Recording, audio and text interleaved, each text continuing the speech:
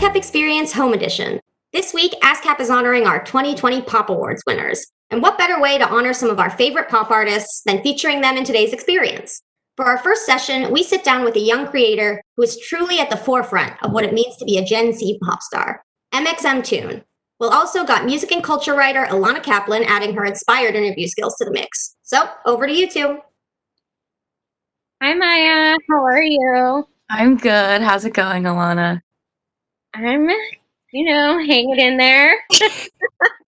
Where are you quarantining right now? I'm in Oakland with my family, 4 people, 4 pets, a little bit like Noah's Ark. Yeah. I love that. That's so awesome. So obviously there's a lot being a creative right now has a lot of challenges, and being an artist, I think, is people are either really inspired or really tapped out right now. Like, how have you felt about have you felt creative during this time, or have you kind of just been like taking a mental break? I think I've definitely been more mentally checked out, like a lot of other people, because when we find ourselves in the situation where you're just sitting around, I think it's a lot harder to find the motivation internally to like go about your work schedule and everything and adjusting to what is now the new normal. I started in this exact room making music in my parents' guest bedroom for my like first project that I ever made. And now I'm back here after, I moved out in January trying to kind of start my life in Brooklyn, New York, and then shortly came back to Oakland, California to quarantine with my family. And it's kind of crazy to jump back into being here and being familiar with individually kind of trying to create after going through sessions and learning what collaboration was like with other people. So it's been tougher than I expected. I think I felt like I had it in the bag. I feel like a lot of people thought they had this whole entire experience totally in the bag, and then now we're on day 80 or whatever it is, and I'm kind of still struggling, honestly, with what it's going to be like for me to make music. But, doing the best that I can to kind of flex the muscle every single day. But it's tough. Yeah, not going to lie. Yeah, I totally understand that. What have you? I did see you post about Animal Crossing. What are some ways you've been like finding ways to decompress and handle quarantine? Like, what have you been up to in your free time? Honestly, a lot of video games. I think it's so easy to use video games, TV, books, whatever form of escapism we can find in this period because it just gets you outside of wherever your current situation is. So for me, I've like played video games since the day I could, I don't know, move my hands. I remember playing Battlefield when I was 7 years old with my dad, and that is just probably also not very appropriate for a second grader to be playing. But I've continued to play video games with like Animal Crossing and just kind of sitting down and, escaping in my Switch or my PC or whatever it may be. And then also broadcasting that on things like Twitch where I can kind of interact with my audience and help them feel like there's something else to look forward to other than just sitting around in their houses all day because it can feel so static. So for me, any form of entertainment that's like on a screen, I think has been helpful for me to feel like I'm kind of just getting myself out of my head a little bit. Yeah. I totally get that. I've been Yeah. wanting to try Animal Crossing. I'm not a big video games person, but I think it's kind of the video game for people who maybe aren't the biggest gamers. Like it's just so calming at a base level. Yeah. that's awesome. So I kind of wanted to talk about your career. You've become this like quote unquote poster girl for Gen Z and internet culture. How did TikTok and the internet really propel you as an artist? And I guess an aside to that is, what have the challenges of that been? I think the internet is the main reason I found any of this. I think I never expected myself to go into a field for the entertainment industry or anything like that. I was going to go to college for architecture major and, become a teacher probably because architecture would have been way too difficult for me now that I'm watching my brother go through this exact thing. So I found the internet as a place where I could write songs and share them, not for the intention of having people hear them, but actually for the exact opposite of wanting nobody to hear it, because it felt like it was shouting into a void and nobody was going to pay attention. I got really exponentially lucky though, and people did listen to me and find my music and started following me. And I think that, the internet, because it started off as this safe haven for me to feel safe to express myself, whatever way that might be, through music, through videos, through art, it kind of helped me continue down my path of finding a larger audience to still maintain that honesty and that amount of genuine truth, I think, that I was trying to initially have with all of it. And I think that the internet has helped me develop a whole sense of who I am with my audience in a way that I don't know if I've always felt like there was within the music industry, because I think that being an artist, at least growing up for me, and I'm still really young, felt like it was this invisible, untangible, untouchable role that people could have where they feel so far off and distant, and you just, they exist behind glass doors and you'll never get to them. So when I started working on the internet, I think it was really nice to me to feel like I did not need to just be a name. I didn't need to just be a face that people were, listening to. It could be really nice for me to also be a friend. And the internet has helped me in many ways feel like I can establish myself as a whole individual and not just kind of fragments of somebody. And that's helped me kind of maintain my happiness throughout all of it as well, and helping people understand that I'm just their peer. I'm not anybody that's more than they are or less than they are. I'm just a person.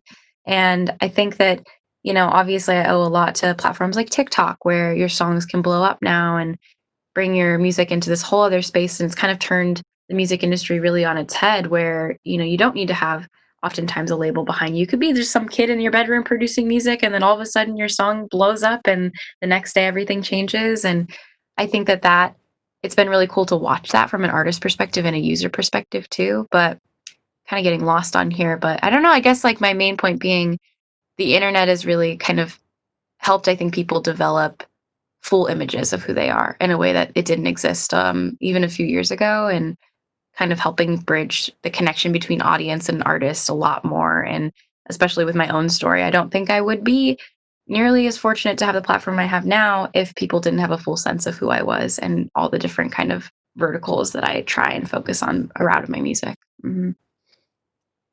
Um, so I was wondering, as an artist right now, what is your stance on releasing music during this social and political climate we're in, this pandemic? Like, I guess, what's your stance on that? I think I definitely think there's a time and place in order to do it. I still feel really strongly that music can be something that's one of the most powerful uplifters that we can put into the world. And art, I think, is really important in really hard times too, for us to showcase what we're thinking and to reach out to people and bridge people together through it. So I think that there's definitely a balance that you can strike. And I try to do that with my own art as well, and when I release music. And I think that at least the way I approach it on my own platforms is to make sure that I continue a dialogue around whatever might be happening in the world, and trying to find the connections between my music and what's going on. Because I think there's always parallels between art and climates for things, whether that be political or wherever we find ourselves, because I think creativity is always relevant to whatever's happening, and we can always find a way for there to be some form of connection. So for me, I think it's like, splitting my focus, whether it be, putting some time into my music, but then also making sure I remind my audiences that, okay, we're not forgetting what's going on here, but this is just a, maybe add something that can brighten up your day, so that way we can continue to fight for these other things that are happening over here. Yeah. Mm-hmm. You said before this is the bedroom where you started creating Yeah. music. So since you got started, how has your songwriting process evolved? I started doing sessions in August of last year, and that was like the first time I'd ever worked with anybody else in a creative writing area. And before, it was literally just me sitting in this room, kind of hoping that lyrics would come to me and sitting with my ukulele. It is now that situation again. But I think what I really noticed is that I really love collaboration and writing with other people. And it's been really weird in quarantine to not have that opportunity where I can go into a studio space and meet a stranger, talk about our lives, and make some really awesome song. So I think that my creative process has really developed in understanding how much I appreciate collaboration. And even though I think individual work can be really worthwhile, and I appreciate how much I learned from the process of writing by myself. It really blows not to be able to write with other people and meet new people as well. So it's kind of, I think, I was really at the beginning of my music career, because I'm so young, I was going to go to college and I was really worried about my decision not to go, to impact kind of how many connections I was going to make in the world and branching out to people.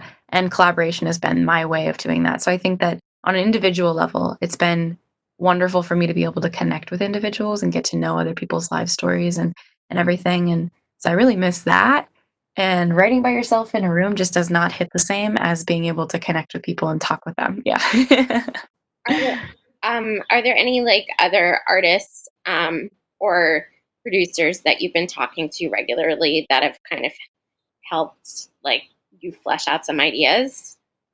I think what's kind of helped me is just, even from a friend basis, talking to people that I've worked with in the past, whether that's like Cave Town or even getting to know people within quarantine, like Dodie, or even, I think like just making those connections with people and just approaching it from a friend to friend basis has been really helpful for me. And getting to know creatives. I don't have many friends that are familiar with my work inside of the music industry, because so many of them are just in college and going through that experience, and I don't know what that's like for them. So it's been nice for me to just reach out to the artists that I've gotten to know along the way of working on my music and asking them, you've been doing this longer than I have. What have you learned, and how is this different, what we're going through right now, than anything you've done before? And just, I think, being honest about the fact that it's not easy to adjust ourselves to what's going on in the world. And I don't think we should give ourselves a hard time for feeling kind of helpless through navigating what the situation is like, and just trying to be patient. So I think, just talking with other creatives on a friend to friend basis has been probably one of the most helpful things that I've experienced. That's awesome. Who's your dream collaboration? Oh my gosh, I think about this all the time. And I've mentioned the same person over and over and over and over again.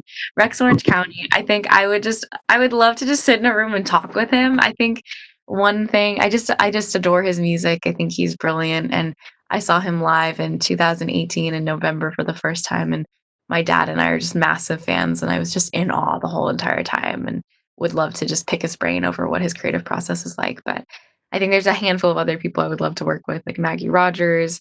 I just want to talk to Lizzo. I think she's wonderful and such a light, and I would just love to be in the same room and in her presence. But yeah, gosh, I feel like I'm open to pretty much any collaborative experience I could have. Yeah. Awesome. You're putting it out into the universe, you know? I know, I gotta manifest it. Yeah. Um, I mean, something I think a lot of people, especially creatives, have been grappling with are um, mental health in quarantine and really with everything going on in the world in terms of protests and trying to be on the front lines, but also trying to protect themselves from the pandemic. How has your mental health been doing, and like, have do you have any coping strategies that have really helped?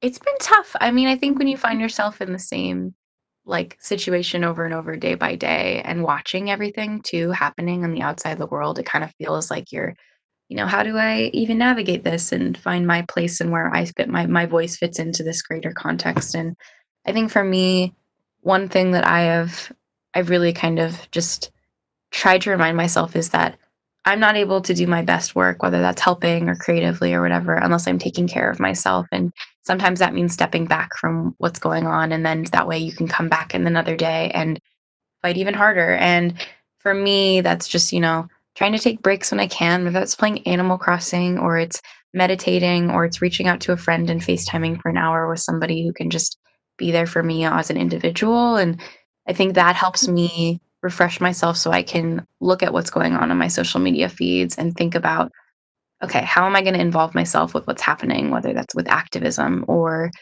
even just finishing some emails for the day, because it can be really hard to just get through your basic work stuff when your brain is not in the right place. And I don't know, I think I just try to remind myself to be patient and to be kind, and um, to also not put on any fronts. I think that it's makes it a lot easier when we can just be honest with each other about how we're doing, instead of trying to hide whatever is going on. And I do that with my own audience as well. And I think that helps my audience and me feel really connected and just feeling like, okay, well, we're all feeling really bad right now and we're having a really hard time, but we know that we want to deal with these things and we want to fight with these things and everything. So let's just sit here in this moment, be sad together, so that way we can also fight together at the end of the day as well. So I guess I just try and practice honesty in all forms, whether that's with my art or just with my emotions as well.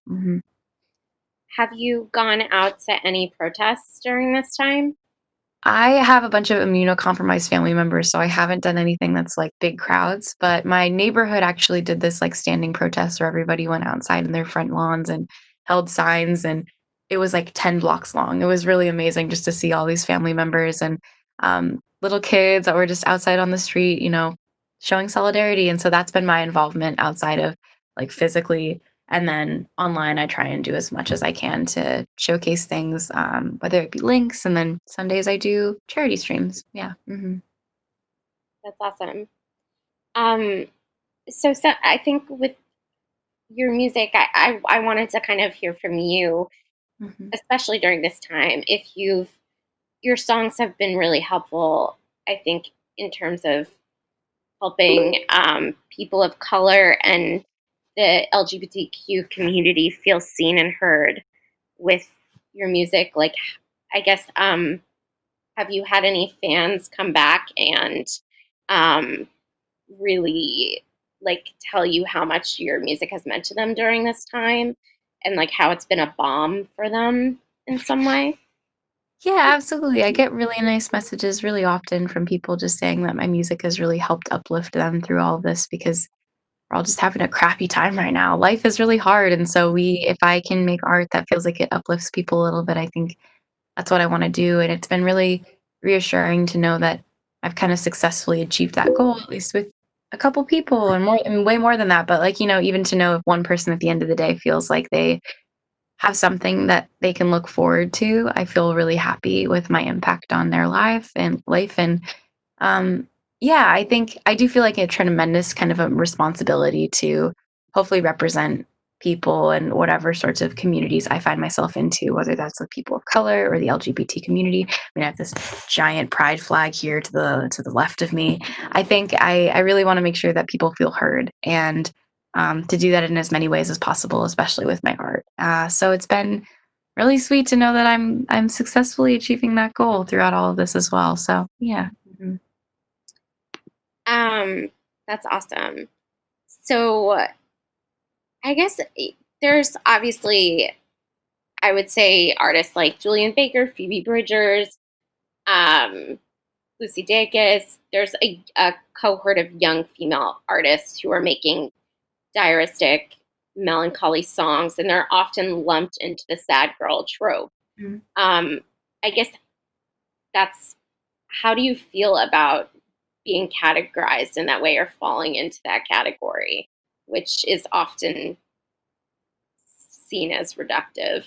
Yes. I think it definitely can be. It is reductive to kind of make female artists, you're categorizing them into this thing and you know, just making it feel like, okay, well, wow, there's another female artist who's doing the same thing that everybody else is. And I poke fun at that a lot. I mean, my Instagram bio is literally another girl who sings and plays ukulele. Like I'm aware that I am not an anomaly. I know that. But I think that what I try and do is take that narrative and run with it, honestly, to a certain extent where I'm like, okay, yes, you're going to see me as a sad artist, but in no way, shape, or form does that mean that I am weaker or anything negative. I think that vulnerability is one of the strongest things that we can show as human beings. And so for women to feel empowered to share their emotions and to make sad, vulnerable music, I think that's wonderful. And I think that we should take that and feel so proud of it, but also, know that like that label that is originally placed on us it is reductive and trying to categorize us into just being this, I want to say like one-sided type creative. So I think that what I've tried to do with that, knowing that people place it upon me, is taking it a little bit deeper and being like, okay, so you see me as a sad artist, but I don't think that I don't want to make that seem like it's a negative because I think that sadness can be what bridges us all together at the end of the day. And loneliness is something that everybody feels and experiences, and feeling these sorts of negative emotions. So I don't know. I guess I just try and maintain the message that vulnerability is a strength rather than a weakness. And women are really, really strong because we feel comfortable to showcase our emotions oftentimes. And, to also tell that to other people from any gender that, being vulnerable is not something that we should be ashamed of or try to hide. It's something that can bring us an enormous amount of power and bravery and courage at the end of the day, too. If that makes any sense. Yeah. Yeah, it definitely does. I think also because it's Pride Month, I guess how, how you're bisexual, and I wanted to kind of, a lot of people are used to going Pride parades and hanging out with their friends and really celebrating Pride. How do you plan to celebrate Pride, and how do you think other people can celebrate during the pandemic? It's so tough, so awkward to try and figure out how to adjust to any of what's going on right now. I think for me, at least the way that I'm gonna express myself or have this month is just by talking about my story even more and listening to other people. And I think um, expression can take many forms, whether that's like, just taking a selfie of yourself in a way that you feel like presents you in the most authentic way that you can be. And I think making yourself visible online, it takes a lot of courage. And I commend anybody who does that in any way. And I think that it's really important that we make ourselves visible during this month in a period where we're all isolated like this because it can bridge us together. And I think for Pride, it's just been really sweet, at least in my own experience, to see a bunch of friends or artists taking photos of themselves, taking videos where they're talking about their experiences. And then in turn, as a bisexual woman, to just feel like I'm not as alone in my own house where I'm sitting here in my room. And even though my parents and my family are really accepting of me, it still sucks to know that, we're not going to have pride marches, pride parades, or anything right now. It's just going to be everything online. So I think for us to feel bravery to showcase our own stories within a situation like quarantine can help other people just feel that connection, even though we're apart. Got it. Um, so there are a couple of questions that came in from some people watching. Oh, joy. From Ava, I think I'm saying her name right. What age did you start putting out music online? I'm 14 and I'm not sure if I'm old enough to start putting my music out there. I don't think anybody's young enough or old enough or whatever it may be. There's no age that limits you to releasing art or making art because I think that anybody can do it. But I wrote my first song when I was 13. I didn't post anything until I was 17, but you're never too young to start. I think that creative expression is wonderful at any point that you begin it. I agree. Yeah. Um, so the next person is, their name is No Really Thanks. Are you fully producing your music in any particular DAW, as in from a home studio where you mix and master with plugins? Um, and are you adherent to song lengths that keep in mind the short attention span of TikTok and Spotify listeners? What a question. That's a good one. I don't personally produce things. I used to on my first EP, Plum Blossom, I did all the production just because it was just me and my ukulele. So for demos, I do that same sort of format. But I work with other producers. But the DAW that I use is Logic Pro. So if that helps you in any way, that's the one I use. But when it comes to song lengths, I definitely am aware. I think that a lot of songs nowadays can oftentimes sound like 15-second, like 5 different 15-second songs all smashed into one so that way they fit the format of an app like TikTok. And I think that I'm aware of song length and like replayability for sure as an artist and kind of understanding, what that impacts on your own business and your art. So I'm aware of it, but I don't really pay much attention to it. I think that I still write songs at the end of the day the same way that I always did. Sometimes they apply to a TikTok format and sometimes they don't, and that's completely fine. Um, I don't want to personally force anything to happen because I think that when you go out with an expectation for something, it can be disappointing when that's not met. So I think instead, if something does happen, great, and I didn't intend for it to happen, but I will be stoked if it does. Yeah.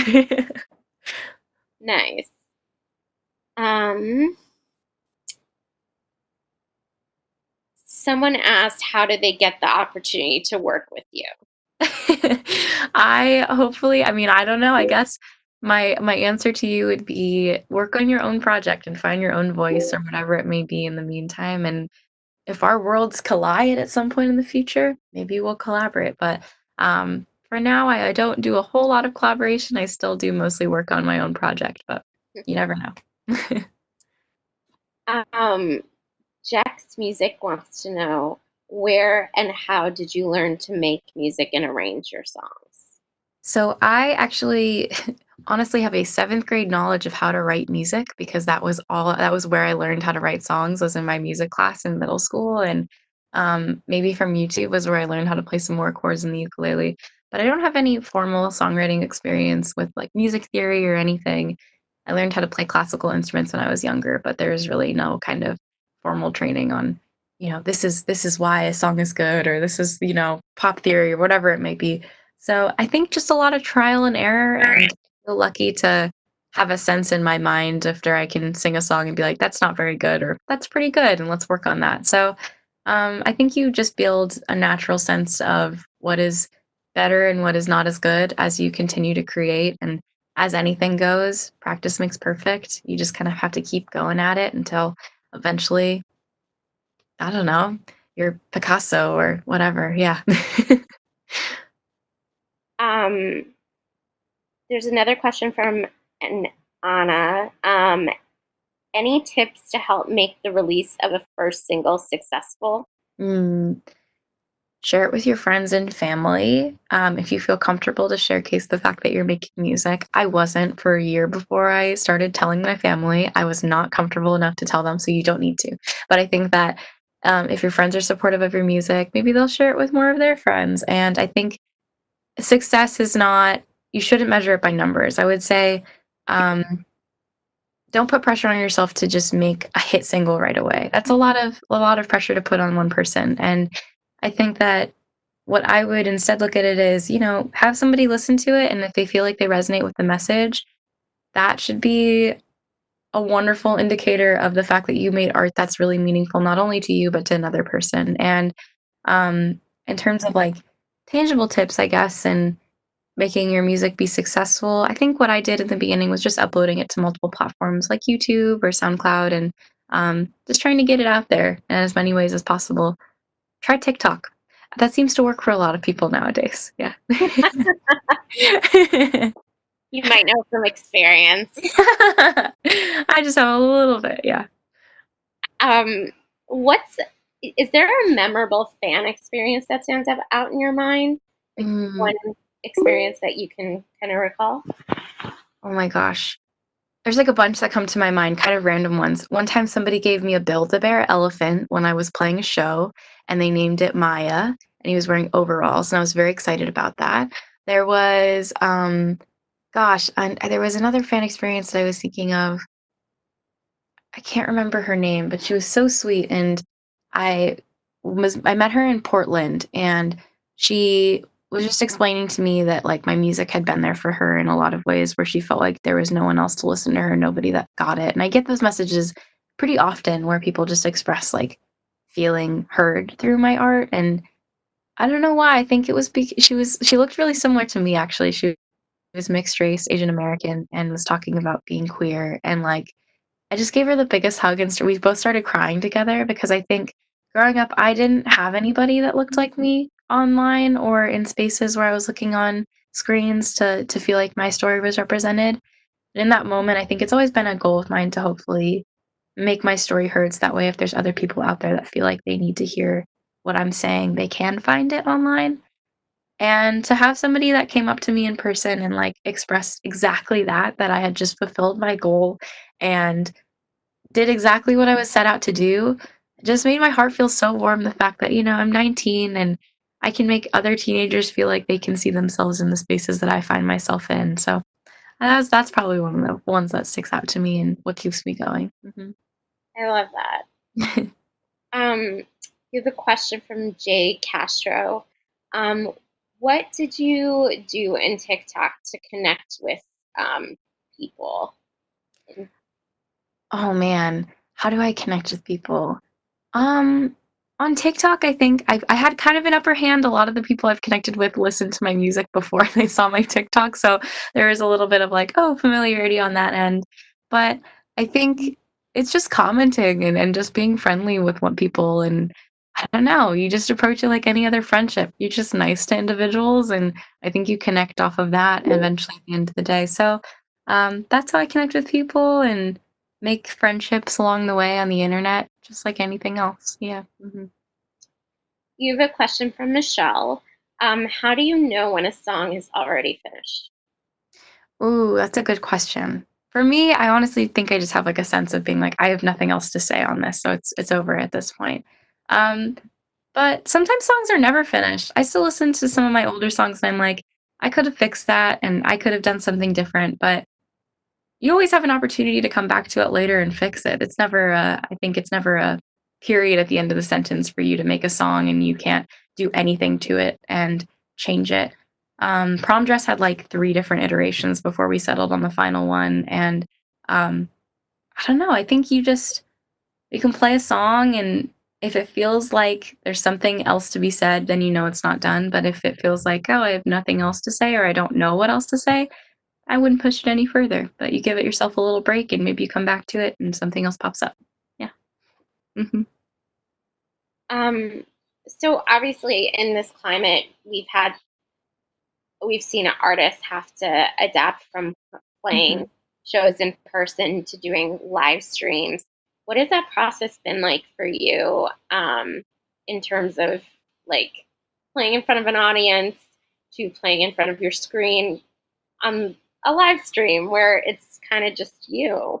Honestly, okay, well, it's really funny because that's where I started originally. I never played live shows until January of 2019, and it's always been more comfortable for me to just sit inside of my bedroom and put on a camera in front of me and then I just perform. And I think it's made me a lot more comfortable with making mistakes too. And when you're in your space, it's your space. And so you feel safe enough to kind of mess up on a song, forget your own lyrics and forget your chords and all these sorts of things. And it's kind of helped me just break down that barrier between, I think, my audience and me, where I just feel like, oh, I have to be a picture perfect person and perform my art the exact same way that they know it to be. But that's not true. You're a human being. You're going to make mistakes. You're going to mess up, and that's totally fine. And so the transition for me and kind of going from live shows to Twitch streaming or live streaming on YouTube, whatever it may be, it's a lot more natural. I think I had definitely a lot of experience already beforehand with doing it that it didn't feel too foreign to me when I started. So yeah, I think I actually worry about the opposite going where I go from live streaming to back to performing live. I'm like, "Oh no, how used am I gonna be, like, not hearing anybody applaud or sing along because it's just silence when I'm performing in my room right now." Yeah. There's a question from Antoinette. When putting your content online, do you worry about anyone stealing your material? What's your copyright process? I don't personally deal with the copyright process. I feel very thankful to have my legal team be involved and have them involved because that's a bunch of jargon that I don't fully understand. I just write the music. And so I think for me, in the beginning, I definitely was a little bit worried when I didn't have a bunch of people working with me. But you can file for copyright on your own time. It was something I looked up early on, and you can kind of learn how to do it online and what the process is. But I think you kinda I feel like there's, like, a level of trust or maybe even naivety with when I was making my art without anybody else helping me because at that point, I was just a teenager making things for the internet, and I didn't really think that any of this was gonna turn into this whole process, but, yeah, I mean, I learned about ASCAP pretty late in the process too, even when I was trying to kind of venture into music and everything, so I would say the internet is your friend, you can learn a lot from it, um but also don't let it stop you from putting out art into the world. Yeah. Mhm. You have another question about, um, who are the essential team members a bedroom artist needs to grow like you have?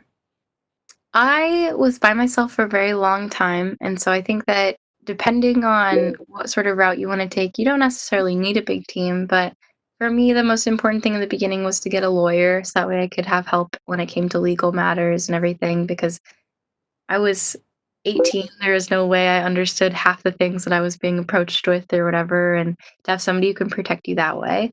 And then I had managers. So I think that like those are kind of the two main branches of team members when you're building your business that you probably should try and have. Legal first, then management second. Yeah. Mm-hmm. Got it. What's the first thing you're gonna do post-quarantine? I've thought about this a lot. I really just want to have a picnic with my best friend. I like miss her a lot, and I think it would just be nice to be outside somewhere with a person. You can't do that very often the same way you used to be able to. Yeah. Mm. Um, I guess, do you plan to release any more music later this year, or are you kind of on hold? Yeah, I mean, I'm releasing a second EP, which is like the sister EP to the EP I just released, Dawn. So it'll be called Dusk, and in the writing process for it right now. So fingers crossed, this writer block will pass at some point in the future, and I can make songs again. But I'm not trying to put too much pressure on myself at the moment. So I'm definitely still planning on putting music out in the future, and it'll be a lot sadder, I think, and probably maybe people will resonate with it the same way that they did with more positive music because I think sadness and happiness are 50-50 oftentimes. So, yeah, I'm still planning on putting music out. It'll be different, and I'm excited for people to hear it because I don't even know what half of it sounds like right now because I gotta make it first. But yeah, we'll see what happens. Yeah. I guess to go back to your beginnings, are there any artists on Tik or creatives on TikTok that you love right now that you're just like they're gonna be huge? Oh my gosh. So I don't follow a whole lot of musicians on TikTok. I mostly follow cooking accounts because that's the kind of I'm like on cooking TikTok where all of my videos are like people in I don't know, the woods making fire, like food. I don't, yeah, that's where I am. But I don't, let me see. Do you mind if I check my following list?